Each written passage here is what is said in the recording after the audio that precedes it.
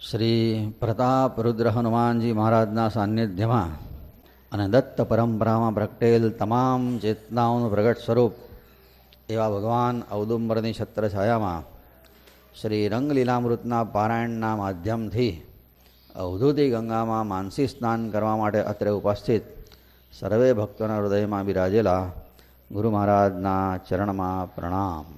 અધ્યાય 25. ગુરુ મહારાજ પોતે પરમાત્માની પ્રેરણાથી જગતનું કલ્યાણ કરવા માટે નારેશ્વરના જંગલમાં પોતે આસન જમાયું અને સ્થિર થયા. આ બાજુ એમનું ગુરુ મહારાજની આજ્ઞા પ્રમાણેનું અનુષ્ઠાન ચાલે. દત્ત પુરાણના પારાયણ, ગુરુમંત્રના જપ, યોગ સાધના અને ધીમે ધીમે આજુબાજુના ગામોમાં એમની સુવાસ પ્રસરવા માંડી. સજ્જનોને ધ્યાનમાં આવે કે ના, આ બધા ગામના લોકો વાતો કરે છે એવું આ નથી. દેરે રહેનારો સાધુ બહુ જ સાચો સાધુ છે. સાચા સાધુ કેવા હોય ને એ બાપજીએ ખરેખર લોકોને બિલકુલ બોલ્યા વગર સમજાવી દીધું. એ પહેલાં સાધુઓની જે લોકોના મનમાં જે ઇમ્પ્રેશન હતી ને તે સાવ બદલી નાખી. સાધુ એટલે સીધું માગે, દક્ષિણા માગે, ચલમ ફૂંકે અને ગંજેરીઓને ભેગા કરે, આવી એક ઇમ્પ્રેશન હતી. બાપજીએ બધું જ કાપી નાખ્યું. સાચો સાધુ કોને કહેવાય? સાધના કરે તે સાધુ. આ સિદ્ધાંતથી જ એમણે પોતાનું આસન જમાયું. પછીથી તો કોઈક દુખિયાના દુઃખ દૂર થાય, કોઈના ભૂજડા ભાગે, કોઈ બીમાર સ્વસ્થ થાય, નિરાશ થયેલાને હિંમત મળે, એટલે લોકોને એમના પ્રત્યેનો ભાવ વધવા માંડ્યો. કોઈના ગાંડપણ કાઢ્યા, કોઈના રોગ દૂર કર્યા, ખોવાયેલા ધન પાછા મળ્યા, ગોળા હતા તે ડાહ્યા થયા, નિર્ધન ધનવાન થયા, નિસંતાન સંતાનવાળા થયા, કેટલાયના મગજના ઝેર ઉતાર્યા, કેટલાકના પેટના ઝેર ઉતાર્યા, કેટલાકના શરીરમાં વ્યાપેલા ઝેર ઉતાર્યા. લોકોનો આદર વધવા માંડ્યો. આજુબાજુના ગામવાળાઓએ એમને ભાવો કહેતા હતા, એના બદલે બાપજી કહેવા માંડ્યા. એમને બાપજી પદવી છે ને આ ગામના લોકોએ આપી છે, ગામડિયાઓએ. ખરેખર કેટલો મીઠાશ ભર્યો શબ્દ છે, મધુર શબ્દ છે બાપજી. કોઈ ભણેલાએ નથી આપી આ પદવી. હા, કે ગામડાના જેને અભણ આપણે કહીએ એવા લોકો એમને બાપજી કહેતા થયા. બહુ સુંદર શબ્દ છે બાપજીએ. પણ ગામડાના લોકોને કુટેવ બીડીઓ પીવાની બહુ હોય. એકવાર 4-5 જણા આવ્યા, બાપજી પાસે બેઠા અને કાઢે પાછા હમ હે એક હળગાવે ને પછી એમાંથી બીજો આમ તારામંડળ હળગાવે ને એ રીતના બારો હળગાવવાની, પછી બીજી દિવાસળી ના જોઈએ. એકમાંથી એક પછી એક બધી ફૂલકણીઓ હળગે ને જ્યાં પેલા હળગાવીને બાપજી કહે, આ શું કરો છો? બાપજી આ તો બીડી. ખબરદાર, અહીં બેસીને જોઈએ કોઈ બીડીઓ ફૂંકી છે તો બહાર કાઢીશ.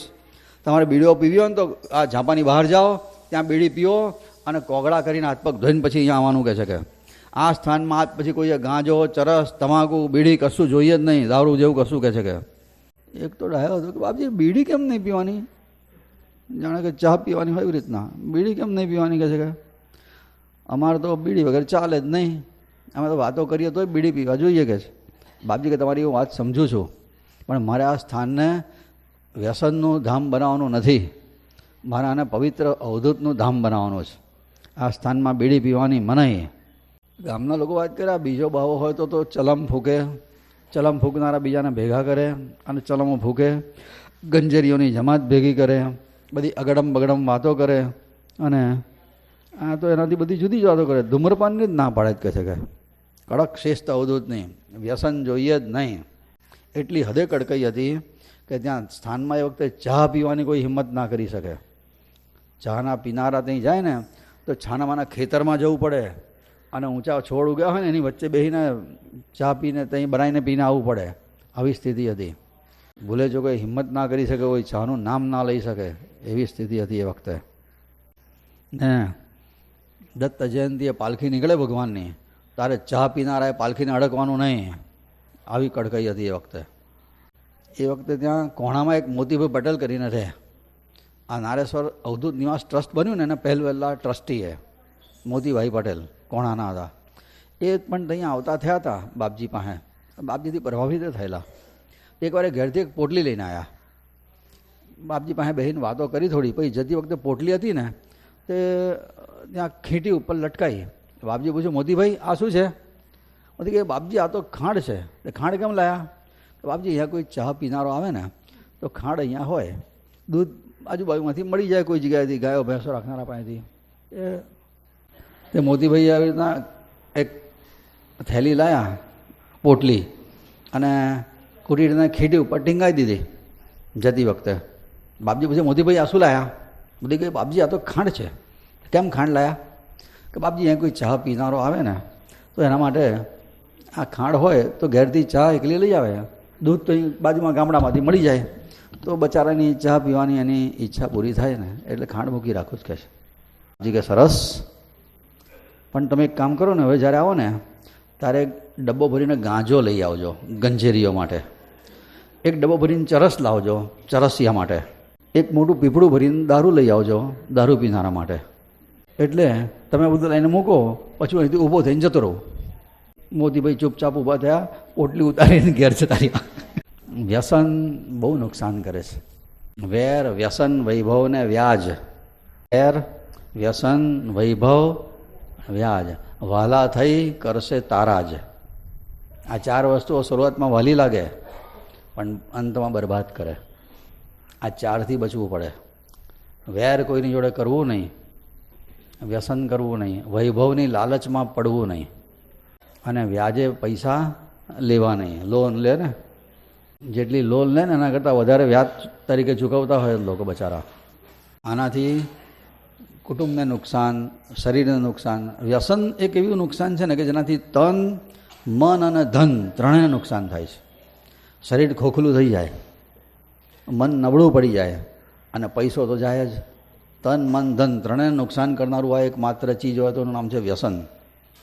બાપજીને પહેલેથી બહુ તિરસ્કાર હતો આના પ્રત્યે. વ્યસન બિલકુલ ના ચાલે. ચાને પણ એ વ્યસન તરીકે ગણતા હતા. આજકાલ તો ચા હાવ નિર્દોષ ગણાય. દવાખાનામાં ડૉક્ટર ચાની છૂટ આપે. કોઈ મરી ગયું હોય ને તો એ ચા બને, બધા પીએ. સ્મશાનમાં એ પીવાય, બધે પીવાય. સુરતવાળા તો નાસ્તો કરે પણ ચા તો બધા જ પીએ. એટલું બધું નિર્દોષ બનાવી દીધું. ખરેખર નિર્દોષ ના કહેવાય. એકવાર એક ભાઈએ છે ને બીજા ભાઈને કીધું તો બહુ ચા પીએ છે ને તો સારું નહીં ભાઈ, ચા એ સ્લો પોઈઝન કહેવાય. ચા એ સ્લો પોઈઝન કહેતો. બીજો કે આપણે કંઈ વહેલા મરવું છે, શાંતિથી જ મરવું છે ને એટલે સ્લો પોઈઝન છે. સ્લો પોઈઝન છે તો આપણે કંઈ વહેલા મરવું છે. જેના વગર ચાલે નહીં એનું નામ વ્યસન. વ્યસન ભક્તિનું થવું જોઈએ તો બેડો પાર. ભજન કર્યા સિવાય ઊંઘ ના આવે રાત્રે, 5 ભજન દિવસમાં ના ગવાયા હોય તો સમજી લેવાનું કે આ જ જન્મમાં બેડો પાર થશે. 5 ભજન ગવાયા ના હોય ને રાત્રે ઊંઘ જ ના આવી જોઈએ. આવી ટેવ પડવી જોઈએ. ભક્તિનું વ્યસન થાય તો લીલા લહેર, મનુષ્યનો જન્મારો સફળ થઈ જાય. કેટલાકને સિરિયલ જોવાનું વ્યસન હોય. અમુક સિરિયલ જોયા વગર અમને ચેન ના પડે. અવધૂતિ, આ સારું તો તમે પૂછ્યું, આ અવધૂતિ આને લખાઈ ગયું ને પછી આપણા પરિવારના પહેલી આવૃત્તિ છપાવવાની ત્યારે કેટલાક ભક્તો બાપજી પાસે ગયેલા, મોદી કાકા જેવા, કે બાપજી આ ભજનોના રાગ કયા લેવા? બાપજી કહે રાગની ભાંજગડમાં શું પડો છે, એકવાર તમે મંડી પડો, અંદર ઉધી પડો, બધા જ ભજનોનો એક રાગ કોમન, અવધૂતિ રાગ. અવધૂતિ એટલે તમને જે ભાવે તે રાગમાં ગાઓ. ભજનમાં રાગ કરતાં ભાવનું મહત્ત્વ વધારે છે, આવું બાપજી બોલ્યા છે. ભજનમાં રાગ કરતાં ભાવનું મહત્ત્વ વધારે. ભાવ ક્યારે જાગે? ભજનના અર્થ સમજીને ગાવ તો, નહીં તો ના જાગે. ભજનને સમજવાનું. બાપજી એક ઠેકાણે લખ્યું છે તમે અવધૂતિ આનંદ વાંચતા ને વિચારતા હશો પછી ગાવાનું છે, સમજીને ભાવ જાગે. એટલે રાગ ભગવાને સારો આપ્યો હોય તો ચોક્કસ ગાવું. ને તમે ભજનો સાંભળો ને અને ગાવાની શરૂઆત કરશો ને, બહુ વિશ્વાસપૂર્વક કહું છું, સરસ્વતી માતાની કૃપાથી ગાતા આવડશે જ, આવડી જ જશે. ના શું આવડે, પણ હિંમતથી શરૂ કરવું પડે. પાણીમાં પડે ને તરતા શીખે જ, એવું છે આ. પણ શરૂઆત કરવી પડે. ભલે ને શરૂઆતમાં ભેંસાસુર રાગે ગાતા હોઈએ પણ ધીમે ધીમે કોકિલ કંઠી થઈ જાય બધીઓ, એવું છે. આ સરસ્વતી માતાનું વરદાન છે. તમે ગાવાનું શરૂ કરો પછી જુઓ. અને ભજનો એટલા બધા સરળ હોય છે, ગાતા ગાતા આવડે. આ એ છે. કોઈ સારા ગાયકો બધા જ કંઈક પેલું શું કહેવાય મ્યુઝિક કોલેજમાં પ્રેક્ટિસ મ્યુઝિક કોલેજ કરીને ગાનારા નથી હોતા. મોટા ભાગના કુદરતી સિંગર હોય છે. અને એમાં બહેનોના માટે તો એક એવી કહેવત છે કે લેડીઝ આર બોર્ન સિંગર્સ. એ જન્મજાત ગાયકા હોય, બધી લતા મંગેશકરો જ હોય છે કે. હા, એટલે ઇંગ્લિશમાં બી કહેવત છે, લેડીઝ આર બોર્ન સિંગર્સ. જન્મજાત એ લોકો સિંગર હોય છે. એટલે ગાવા માંડવાનું જેવું ભાવે એવું. અને ખરેખર જોજો, સારામાં સારું ગાતા થોડા વખતમાં થઈ જ જવાશે. મારો તો આ વિશ્વાસ છે એના માટે. મોટાભાગના સારા ગાયકો ગાતા ગાતા જ ગાયકો થયા છે. આપણે ક્યાં મોટા સ્ટેજ શો કરવા છે? આપણે તો ઘરમાં જ ગાવું છે ને, પછી શું વાંધો છે? ભગવાનને સંભળાવવાનું બસ. આપણે ગાઈએ ને ભગવાન સાંભળે એ ભાવથી ગાવાનું. એને પ્રભાવિત કરવા આપણે કંઈ થોડું ગાવું છે. જે ભગવાનના માટે ગાય એને ભગવાન શીખવાડે જ ગાતા. અને તમે થોડુંક વખત સાંભળો પછી કેમ ના આવડે? હાલરડા બહેનો કેવા ગાય છે? ગાયનો બધા બહેનોને આવડે છે, ભાઈઓને આવડે. ગાયનો આવડે કે ના આવડે? તો પછી ભજન કેમ ના આવડે? સાંભળીએ તો આવડે. એના માટેની એક કહેવત છે કે, કહેવતનો પણ એનો અર્થ આવો થાય છે કે તમે રસ લો ને તો સફળતા મળે. કાર્ય સિદ્ધિ રસત્વે ભવતી. હા, એની આ કહેવત આવી છે, કાર્ય સિદ્ધિ રસત્વે ભવતી. રસ લો એ કામ તમને આવડે જ, તમારે રસ લેવો પડે બસ. કાર્ય સિદ્ધિ રસત્વે ભવતી. કોણાના એક મથુરાભાઈ હતા. એકવાર બાપજી પાસે આવ્યા. બાપજીને કે, બાપજી આપણે અહીંયા પરિક્રમાવાસીઓ માટે સદાવ્રત શરૂ કરવું છે. બાપજી કે, તમારો વિચાર તો બહુ ઉત્તમ છે, પણ અહીંયા તમે સદાવ્રતનું બધું મૂકીને જાઓ અને પછી વખતે કોઈ પરિક્રમાવાસી આવે, હું મારા અનુષ્ઠાનમાં મગ્ન હોઉં. પેલો અહીંયાથી બારોબાર જાય, પછી કોણા આવે, તમે પૂછો ને કે નારેશ્વર મહારાજે તને કંઈ આપ્યું? પેલો કે ના. એટલે તમને મારા પ્રત્યે વાંધા પડે. મારે આ ધંધામાં પડવું નથી. તમારે કરવું તો બારોબાર કરવાનું, હું એમાં પડવા માગતો નથી. પરિક્રમાવાસી માટે સદાવ્રત એ કેટલું મોટું સત્કર્મ કહેવાય. ઠેર ઠેર આજે ખુલી ગયા છે. પણ બાપજીએ વખતે જોયું કે મારો પરોપકાર કરવા જતાં જો મારી ઉપાસનામાં, આપણે 25મા અધ્યાયની વાત ચાલે છે, તે ડોંગરજી મહારાજ આ વાક્ય એક કહેતા હતા કે શરીરને પરોપકારમાં ઘસાવવું. એ જ કથામાં પાછળથી એવું જ પણ કહેતા હતા કે પરોપકારની ભાંજગણમાં બહુ પડવું નહીં. બંને વાક્યો વિરોધી લાગે પણ બંને વાક્યો સાચા છે. આપણે બંને વાક્યોનું રહસ્ય સમજવાનું છે. નવરા બેઠા હોઈએ, બીજું કંઈ ના કરતા તો પરોપકારમાં શરીરને ઘસાવવું. આ ભગવાને પરોપકાર માટે શરીર આપ્યું છે, પણ ભક્તિના ભોગે, ઉપાસનાના ભોગે પરોપકારની ભાંજગણમાં પડવું નહીં. બસ બરાબર યાદ રાખજો, આનો ખોટો અર્થ ના થઈ જાય. ભક્તિના ભોગે, ઉપાસનાના ભોગે પરોપકારની ભાંજગણમાં પડવું નહીં. પણ જો એ બધું ના કરતા હોય તો પરોપકાર કરીને જિંદગી પૂરી કરવી ખોટું નથી, એ પણ ભક્તિ છે, પણ ઉપાસનાના ભોગે નહીં. અહીંયા બાપજીએ જોયું કે જો હું સદાવ્રતની ભાંજગણમાં પડવું, પરિક્રમાવાસી કોણ આવ્યો, અલા ભાઈ તે ખાધું કે નહીં, લે આ લે, આટલું લેવાઈ જશે, પાણી પી, આરામ કરીને જા, તો મારી ઉપાસના રહી જાય. એના ભોગે હું પરોપકાર નહીં કરું. તમારે કરવું હોય તો તમારી રીતે વ્યવસ્થા કરો. કેટલી સુંદર આ એમની વિચારસરણી છે. આ ખરેખર આપણે બહુ જ અગત્યનું આ ક્લેરિફિકેશન છે અહીંયા. મને એમાં સંડોશો નહીં, મને મારી સાધના કરવા દો. પોતાના અનુષ્ઠાનમાં વિઘ્ન આવે ને સહેજ પણ સહન ના કરે સાચો ઉપાસક. કોઈને ખોટું લાગે હોય તો ખોટું લાગે, કોઈને પોતાના પ્રત્યે ગેરસમજ થવી હોય તો ગેરસમજ થાય, જે થવું હોય થાય. મારે મારી ઉપાસના પહેલી. એનું એટલું બધું આપણું જન્મ એના માટે થયો છે, ઉપાસના કરવા માટે, લોકોના મન હાંચવા માટે નથી થયો. અને મથુરાભાઈ એ વાત પડતી મૂકી જતા રહ્યા. પણ થોડા દિવસ પછી બાપજીને થયું કે વાત તો સાચી છે, પરિક્રમાવાસી આવે ને બિચારો ભૂખ્યો હોય, એના માટે કંઈક વ્યવસ્થા એવી, ભલે આપણે પાકું સદાવ્રત શરૂ ના કરીએ, પણ અહીંયા ચણા, ખારીસિંગ, ધાણી, મમરા, પૌવા આવું જો મૂકેલું હોય, બોર્ડ મારી દઈએ તો કોઈ ખાય તો પાણી પીએ, બચારાનો ટાઈમ તો નીકળી જાય. હવે એના મનમાં વિચાર આવ્યો, આ બાજુ અવધૂતના મનમાં વિચાર આવ્યો, અને એ જ વખતે ભગવાને કોઈ ભગતને પ્રેરણા કરી. અને એક ભગત મોટો કોથળો લઈને આવ્યો હતો અહીંયા આગળ. બાપજી કહે, હેનો કોથળો છે? ભગત કે, બાપજી આ ચણા છે, હું અહીંયા છે ને એક ઠેકાણે ચણાનો કોથળો મૂકી દઈશ, ત્યાં બોર્ડ મારી દઈશ કે પરિક્રમાવાસીઓ માટે આ ચણા જેટલા લેવા હોય એટલા લઈ લેવાના. બાજુમાં પાણીનું માટલું મૂકી દઈશ ને ગ્લાસ મૂકી દઈશ. કોઈ પરિક્રમાવાસી આવે અને આ ચણા એને લેવા હોય તો લે, તમારે વચ્ચે પડવાનું નહીં. બાપજી કે, આ વાત મને ગમી, રાજી થઈ ગયા. મારી આજ્ઞા છે અને આશીર્વાદ પણ છે, શરૂ કરો આ સત્કાર્ય, સફળ થશે. અને પછી તો ચણા આવ્યા, એને ખારીસિંગ આવ્યા, એને ધાણી આવ્યા, એને વઘારેલા મમરા આવ્યા, એને પૌવા આવ્યા, જેને જે ખાવું એ ખાય. પણ ટૂંકમાં આવું સૂકું સદાવ્રત એ જમાનામાં શરૂ થઈ ગયું. સૂકું સદાવ્રત બાપજીને વિચાર આવ્યો અને પેલી બાજુએ અમલ થઈ ગયો. વિચાર, આ ચિત્ત શુદ્ધિનો આવિર્ભાવ છે. કંઈ બે ફાંકા મારે ને પાણી પીએ એટલે એનું કામ તો થાય. જ્યારે ઉપાસના પરિપક્વ થાય, જપની સંખ્યા જ્યારે વધે ત્યારે ચિત્ત શુદ્ધિ થાય છે. ચિત્ત શુદ્ધિ થાય એટલે ઈચ્છાશક્તિ પ્રબળ થાય. ઈચ્છાશક્તિ પ્રબળ થાય એટલે વખતે જે વિચાર આવે ને એનો તરત આવી રીતના અમલ થાય. એમને ઈચ્છા થઈ કે સદાવ્રત જેવું કંઈ શરૂ થયું હોય તો સારું, બીજા દિવસથી ચાલુ થઈ ગયું. બોર્ડ મારી દીધું અહીંયા, જેને આ લેવું હોય તો લઈ લેવાનું. એક મોરાર માછી કરીને એક જણ હતો, માછી, અને અહીંયા આવે ને એટલે આખા સ્થાનમાં બધે વાળી જોડીને કચરો બચરો વાળીને સાફસૂફ કરે, પાણી બાણી છાંટે, એને સેવા કરવાની બહુ ગમે. નવરાત્રિના દિવસોમાં બાપજી છે ને, આ પછી ગુફા બની ગઈ ને પછીની આ વાત છે, તે ગુફામાં બેસીને બાપજી નવરાત્રિમાં ચંડી પાઠનો મોટેથી પાઠ કરે અને બહાર સંભળાય. એ મોરાર કેટલો ભાગ્યશાળી હશે કે બાપજી ચંડી પાઠ કરે ને સાંભળતો તો પોતાના કાનેથી. નવરાત્રિના 9 દિવસ કોઈ વાર બાપજી બહાર ગયા હોય તો પણ આ કચરો વાળવા તો આવે જ. નિષ્ઠા એવી એની, સ્થાનની સેવા કરવાની છે. એક વાર એવું થયું હતું કે બાપજી કંઈક બહાર ગામ ગયા હતા, કોરલ કે કશે ગયા હશે, અને મોરાર એના નિયમ પ્રમાણે કચરો વાળવા માટે આવ્યો. બપોરનો સમય, સુમસાન, આખા સ્થાનમાં કોઈ જ નહીં, એકલો મોરાર.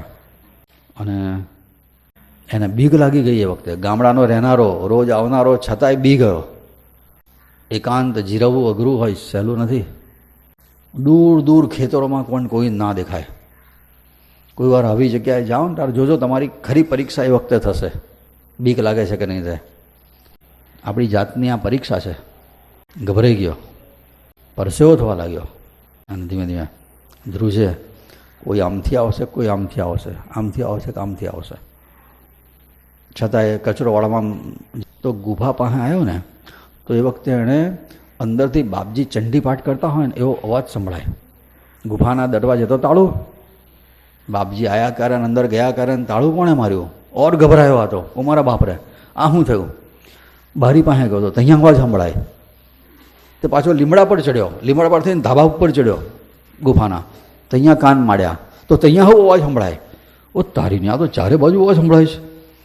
અને એવો ગભરાયો, પાછો નીચે ભૂસકો મારીને નીચે આવ્યો અહીંયા. અને ગભરામણ થાય, મારા બાપરે કોઈ અહીંયા આવે તો સારું. એટલામાં પેલા મુરજી ગોર આવ્યા, શાયરવાળા બ્રાહ્મણ. ગોર પૂછે, અલા મોરા આટલો બી કેમ ગયો? અરે શું કહે, કારનો મને તો ગભરામણ થાય, બાપા અહીંયા એકલો જ છું, અને આ ગુફામાં તો બાપજીનો અવાજ સંભળાય, ચંડીપાઠ થતા હોય એવો કહે છે. બાપજી તો હજુ બહાર ગામ ગયા છે ને, અહીં તો તાળું જ, અંદર કેમ ના ગયા? મોરજી ગોર કે, મોરાર, બાપજી તને ખાતરી કરાવે છે કે હું સ્થૂળ શરીરે બહાર જાઉં ને, સૂક્ષ્મ શરીરે હું નારેશ્વરમાં જ હોઉં છું. તારો ભય દૂર કરવા માટે આ લીલા કરે છે. તું બિહાનો ગયો કે છે કે તારો ભય ભગાડવા માટે આ પ્રગટ થયા છે કે છે. ખાતરી કરાવી તને કે હું નારેશ્વરમાં જ રહું છું. તારે પેલા મોરારને કંઈક છાતી ધક ધક થતી રીતે ઠંડી પડી. પણ આ તો ગુફા બની ગઈ, લોકોની અવરજવર વધી ત્યાર પછીના પ્રસંગ છે, તો એ પહેલાં કેવી સ્થિતિ હશે? એ ભીષણતાનું વર્ણન તો શબ્દોથી થઈ જ ના શકે, એવું ખતરનાક હશે. આ જે મૂળજી ગોરની વાત છે ને, એ મૂળજી ગોર મૂળ શાયરનો બ્રાહ્મણ, 6.5 ફૂટ એની હાઈટ હતી. હા, એકદમ ઊંચો કદાવારો, અને પહેલવાન, પહોળો પણ પાછો એટલો, મૂછો બૂછો રાખે, અને હાથમાં ડાંગ લઈને જ કાયમ ફરે, મોઢામાં બીડીને હાથમાં ડાંગ, અને એની ધાક એવી, હા, કે આમ કોઈને ઘેર છોકરા રડતા હોય ને તો કે ગોરને બોલાવું, છોકરા રડતા બંધ થઈ જાય. આટલી બધી એની આમ પ્રભાવ એનો હતો એવો. યજમાન વૃત્તિ કરે અને હનુમાનજીનો ઉપાસક. એક દિવસ એને ગામમાં કોઈએ કીધું, અલા મૂળજી, આ નારેશ્વરના ડેરે એક બાવો આવ્યો છે ને, બહુ તેજસ્વી છે, જા એને જઈને જરા પગે તો લાગી કે છે કે. મૂળજી ગોર ગયા, એવા બાવા તો બહુ જોઈ નાખ્યા, કેટલા આવ્યા ને કેટલા ગયા. હું કોઈ બાવાને માનું નહીં, મારે તો હનુમાન એક મારો ઈષ્ટદેવ, બીજા કોઈના ચરણમાં મારું માથું ઝૂકે જ નહીં, હનુમાન સિવાય બીજા કોઈને કહે છે. તો પાછા કેટલાક બાપજી પાસે આવ્યા. બાપજીને કે, બાપજી પેલો મૂળજી ગોર તો આવું કહે કે હું તો હનુમાન સિવાય કોઈને પગે જ ના લાગું. એટલે બાપજીએ કીધું, તમે તમારા ગોરને જઈને કહો કે તારો હનુમાન જે છે ને એ ડેરે આવીને બેઠો છે, મનમાં ઈચ્છા હોય તો દર્શન કરવા જા નારેશ્વરમાં. તે પાછા આ બધા વચેટિયા હોય ને, એ હંમેશા શબ્દોમાં મીઠું મરચું ભભરાઈને જ બોલે હંમેશા, યાદ રાખવું. તમે સંદેશો કોઈના દ્વારા મોકલો ને એ સીધો ના પહોંચે, અંદર કશું પોતાનું ઉમેરીને જ પહોંચાડે. એટલે પેલા લોકોએ જેને મૂળજી ગોરને જરા ચઢાયો, એક તો ગુસ્સાવાળો તો ખરો પેલો, અલા પેલો દેરે પેલા બહાર બેઠો છે ને તો એવું કહે કે તારા હનુમાન તો દેરે બેઠા દર્શન કરવા તો જા કહેશ. અને આ મૂળજી ગોરનો મિજાજ ગયો, સમજાય છે હું ભાવ એના મનમાં, પોતાની જાતને હનુમાન કઈ બેઠો છે. આજે એને બતાવી દઉં. ડાંગ લીધી હાથમાં ને ધમ ધમ કરતો નીકળ્યો. ગામના લોકોને થયું આજે નચ્ચીએ ભાવાને મારશે ગુસ્સામાં. આખું ગામ પાછું એની પાછળ પાછળ ચાલે. આગળ મૂળજી ગોર ડાંગ લઈને, પાછળ બધું ગામના બધા નવરા હતા. તે નારેશ્વરા છીંડું હતું એ વખતે. છીંડું એટલે અત્યારે જે કમ્પાઉન્ડ વોલ છે ને ત્યાં આપણે મેદીની વાડ હતી એ વખતે. અંદર જવા ગયો ને તો છીંડામાંથી આમ વાંકું હોય, આમ વી આકારનું, એટલે ગાયો અંદર ના જાય ને એવું હોય. અંદર જવા જતાં એનો પગ કઈ અટવાયો ને તે બીડી પડી, ડાંગે પડી ગઈ. અને મૂળજી ગોરની બીડી પડી એટલે જરાક વ્યસની, આપણે ચા પીતા હોય ને કોઈ પાલો ખોંચી લે તો ચા પીનારાને ખબર પડે શું થાય. તો એની બીડી પડી ગઈ અને વખતે અંદર ગયો. અને વખતે તો બાપજી લીમડાની છે નિજાનંદમાં મસ્ત થઈને બેઠેલા, કેડ ઉપર ખાલી કૌપીન, કાળી ભમ્મર જટાઓ એ વખતે વાળની, બાજુમાં દંડ, અને એ મોજમાં હતા એ વખતે નિજાનંદમાં. તેજ જે વખતે પ્રગટ થતું હતું, શાંત વાતાવરણ એકદમ. અને મૂળજી ગોરે જ્યાં દૂરથી આ જોયું અને દેહ ભાન ભૂલી ગયો. અને એ વખતે એણે બાપજીની જગ્યાએ ત્યાં લીમડા નીચે હનુમાનજીને બેઠેલા જોયા અને પાગલ થઈ ગયો. આજ મારા હનુમાન દોડ્યો અને બાપજીના ચરણમાં સાષ્ટાંગ દંડવત પ્રણામ કરતા આલોટવા માંડ્યો. એની આંખમાં તો ધડધડાટ અસુરો નીકળ્યા. બાપજીના ચરણ એને અસુરોથી પખાડ્યા. એ વખતે સર્વસ્વ સમર્પણ કરી દીધું. બાપજીએ કીધું, મૂળજી તું તો કહેતો હતો ને હું બાવાના ચરણમાં માથું ના ઝુકાવું, આ શું થયું? મેં કે બાપજી મારી ભૂલ થઈ ગઈ, તમારો હું સ્વરૂપને સમજી ના શકું, હું તો મામૂલી જીવ. આજે મને ખબર પડી કે તમે જ મારા ઈષ્ટદેવ હનુમાન છો. અને પછીથી તો એટલો એનો ભાવ જાગ્યો બાપજીને કે દર્શન કરીને ઘેર ગયો ને, એના ઘરમાં દેવસ્થાન હતું, બધા દેવો અંદર રાખતા તો બધા પૂજા કરે હોરે. એટલે આવો ભાવ એમનો. બાપજીએ પોતે દેવ સ્વરૂપે અધિકારી ભક્તોને આવા દર્શન અનેકવાર આપેલા છે. દ્વારકાથી પાછા આવતા હતા ને ત્યારે ગિરનાર થઈને આવ્યા હતા. એ વખતે ગિરનાર ગયા હતા. એ જમાનામાં રોપવે નહીં, અને બાપજી પગથિયા ચડીને ગિરનાર ચડ્યા છે. 10,000 પગથિયા, જોડે ભક્તો પણ હતા. અને બાપજીએ પોતાના હાથે વખતે વાંદરાને ચણા ખવડાવે એવા ફોટા તો બધાએ જોયા હશે. તે એ વખતે બાજવાના હિંમતલાલ શેઠ એ હવ જોડે હતા. અને એમને આમ એવી ભાવ, હું બાપજીની આગળ ચાલું ને રસ્તામાં કોઈ હટી જાઓ મારા મહારાજ આવે છે, એમ કોઈ અડકે નહીં. એમ આગળ પેલા મિનિસ્ટરની આગળ પાયલોટ ગાડીઓ ચાલે ને પેલી, પછી મિનિસ્ટરની પછી આવે, એવી રીતના એ પાયલોટ ગાડી તરીકે ચાલે. આમ ચાલો હટી જાઓ મારા મહારાજ આવે છે, આમ એવો ભાવે ને. હિંમતવાળો જબરો હા કે કુમારીવાળા આમ આગળ ચાલે. તો ગિરનાર ચડતી વખતે હોય એવી રીતના કે આગળ ચાલતો હતો. તો કંઈ અમુક પગથિયા થયા હશે ને પછી શું થયું, બંને બાજુએ એટલા બધા વાંદરા બેઠેલા, એટલા બધા વાંદરા, અને એની સામે આમ દાંતિયા કાઢ્યા આમ હિંમતલાલની સામે. એટલે વાંદરા ગુસ્સે થાય ને એટલે બધા સમજી જવાનું શું થાય તે પછીથી. અને એમાં એક વાંદરો મોટો હતો ને તો ધબાક દઈને આવીને હિંમતલાલની પાસે ભૂસકો મારીને પડ્યો. આમ મોટેથી દાંતિયા કાઢ્યા ને હિંમતલાલની હિંમત ગઈ અને પાછો ભાગ્યો, ઊંધો આવ્યો. બાપજી પૂછ્યું શું થયું? હિંમતલાલ, અરે બાપજી જોને પેલા વાંદરા કેવા દાંતિયા કરે છે, કંઈક આ કઈડી બૈડી ખાય તો કહે છે. બાપજી કે મારી પાછળ ચાલે. એટલે એ થયો પાછળ, બાપજી ચાલ્યા આગળ. એ તો એમની મોજમાં જ ચાલે, બાપજી ઉપર આવી કોઈ અસર થતી જ નહોતી. જે મગરથી ના ગભરાય તે મોકળથી ગભરાતા હશે. આગળ ચાલે ને પેલા વાંદરાઓ બેઠા ને તો અહીંયા એની વચ્ચે બરાબર બાપજી આવ્યા ને એ વખતે પેલું મોટું વાંદરું હતું ને જે એકદમ જરાક કદાવર હતું, એ ભૂસકો મારીને બાપજીને પાસે આવીને સીધું પડ્યું, ભૂસકો મારીને એક જ છલાંગમાં. અને બાપજીના ચરણમાં માથું નમાઈને પગે લાગ્યું. બીજા બધા વાંદરા શાંતિથી બેસી રહેલા. પછી હિંમતલાલે આ દ્રશ્ય જોયું અને પછી એ વખતે એણે વિચાર કર્યો કે આ પગે વાંદરું એટલે તો હનુમાનજીનું સ્વરૂપ આમ તો કહેવાય. અને આ હનુમાન હોય તો હનુમાનનું મસ્તક કોના ચરણમાં ઝૂકે? રામના. તો આ તો રામ કહેવાય. અને એ વખતે હિંમતલાલ શેઠને બાપજીની જગ્યાએ રામજીના દર્શન થયા. બનેલી ઘટના છે. એમણે જેટલા સ્વરૂપે દર્શન આપ્યા બધી વાતો હવે કરી જ દઈએ ને, પૂરી જ કરી આ અધ્યાયમાં. પોરમાં બાપજીનો મુકામ હતો. અને એ શરૂઆતમાં છે ને આ લોકો બાપજી માટે ઘાસની કુટીર બનાવતા હતા. અત્યારે પાકી કુટીર તો છેલ્લા વર્ષોમાં બની, બાકી શરૂઆતમાં ઘાસની કુટીર બનાવ્યા. કાસડી નામનું ઘાસ લાવે. કાસડી એટલે એવું ઘાસ કે એને તમે પાણી છાંટો ને તો સુગંધ આવે, જેટલું પાણી છાંટો એટલી વધારે સુગંધ આવે. પણ ઘાસની કુટીરમાં અંદર રહેવાની બહુ મજા ના આવે ને, તે આ લોકો અંદરથી સફેદ ધોતિયા બધા ટાંકા મારીને લગાડી દે, એટલે અંદરથી તો આમ દોડેલી ઓરડી હોય ને એવું લાગે. બહારથી કુટીર લાગે પણ અંદરથી આવી રીતના ધોતિયા ચોંટાડી દીધા હોય આખી દિવાલે બધે બરાબર, એટલે સરસ લાગે આમ. તે એકવાર એવું થયું હતું કે એમાં અમુક ટાંકા ખુલી ગયા હશે જરા, એ બાજુ ચાદરના છેડા લબડતા હતા, ધોતિયાના છેડા. ગોવિંદ થયું આજે બપોરે ટાઈમ મળે ને તો જઈને ટાંકા મારી આવું. એ ઘેરથી 100 દોરો લઈને મોટું પિલ્લું લઈને ગયા હતા અહીંયા. બાપજી વખતે પાઠ ઉપર આડા પડેલા, બપોરનો વિશ્રામનો સમય, વામગુક્ષી કરતા હશે. એટલે ગોવિંદ કાકા તો અહીંયા ચાદરોને ટાંકા મારતા જાય. બાપજીનું મુખ દિવાલ તરફ. અને થોડી વાર થઈ ને એટલે બાપજી સૂતા સૂતા બોલ્યા, ગોવિંદ હું બ્રહ્મા ખરો કે નહીં? ગોવિંદ કાકા ટાંકા મારતા, બાપજી તમે બ્રહ્મા વિષ્ણુ બધું તમે જ છો ને? કે છે કે બાપજી કે ના એવું નહીં, તું આ બાજુ જો. અને વખતે બાપજી બેઠા થયા તો ગોવિંદ કાકાએ જોયું ને તો બ્રહ્માજીના 4 મુખ અને ચતુરાનંદ બ્રહ્મા જે આપણે કહીએ ને ચતુર્ભુજ, એવા સ્વરૂપે દર્શન થાય. દેહમાંથી એટલું બધું તેજ નીકળે. ગોવિંદ કાકા તો આભા થઈ, હું મારા બાપરે, આ તો અમે તો કહીએ છીએ ગુરુ બ્રહ્મા, પણ આ તો ગુરુ બ્રહ્મા સાક્ષાત છે.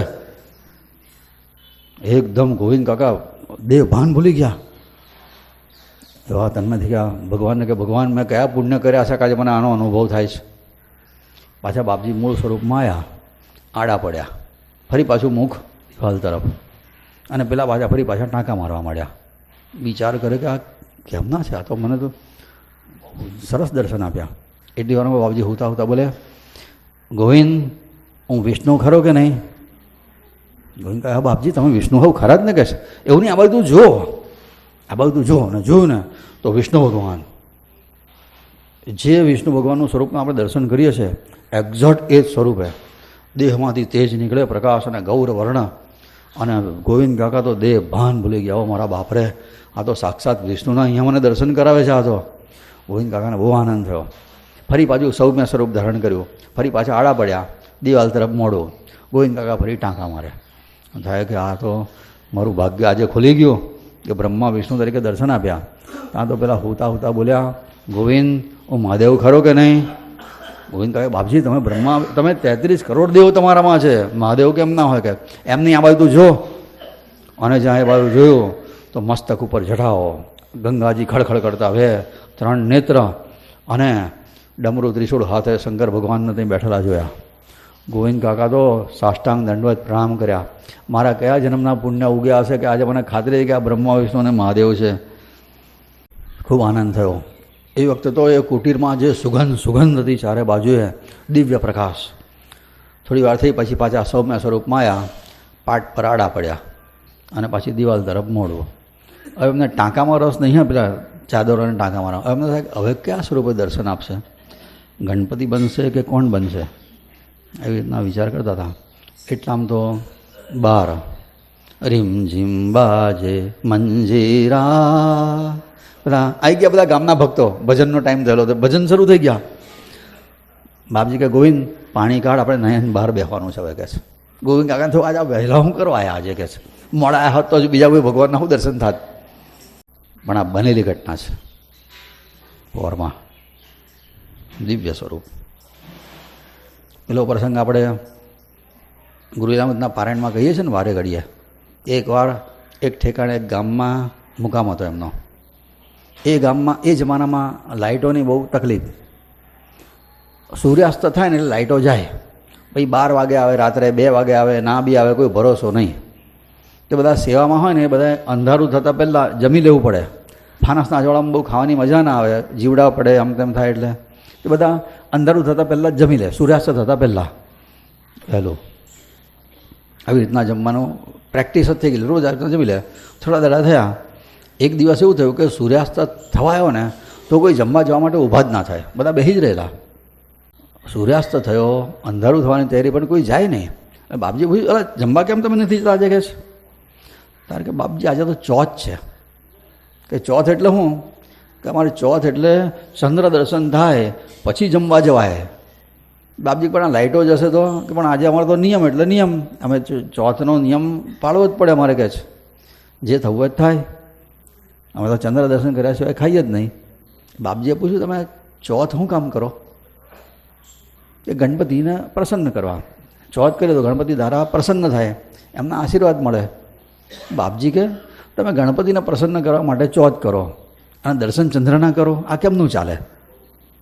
ગણપતિને રાજી કરવા તો ગણપતિના દર્શન કરવાના હોય, એમાં ચંદ્રના દર્શન કરવાને ગણપતિ રાજી થાય કેમનું લઈ આવ્યા? કે છે એટલે પેલા ભગતને સમજણ ના પડે બધાને, બધા બચારા આપણા જેવા.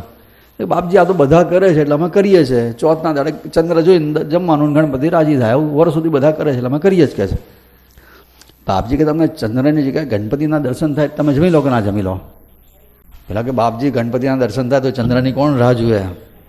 બાપજી કે લો તાર જુઓ, લો તારે જુઓ. આટલું બોલ્યા તો ખુરશીમાં બાપજીની જગ્યાએ ગણપતિ બેઠેલા દેખાડા.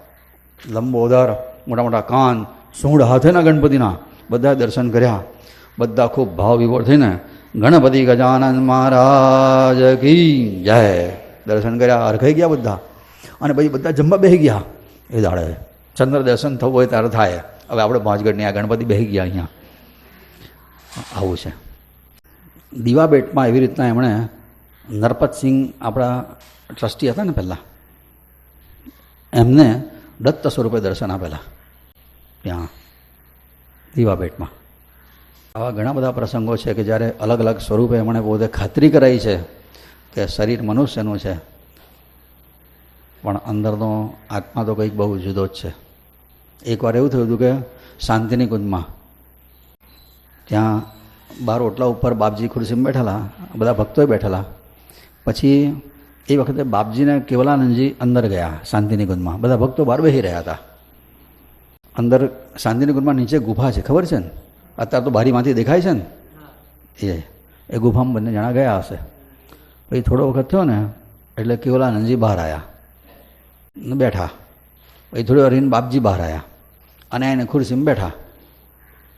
એટલે કેવલાનંદજી કે આ અવધૂત દંભી છે, અવધૂત દંભી છે, આવું બોલવાની હિંમત પણ નહીં ચાલે.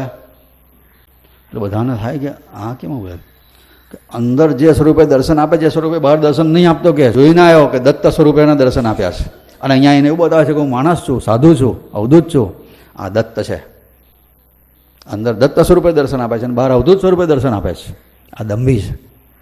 ભગવાન પોતાના સ્વરૂપને છુપાવે અને સ્વભાવને પ્રગટ કરે. આપણે સ્વભાવને છુપાઈએ અને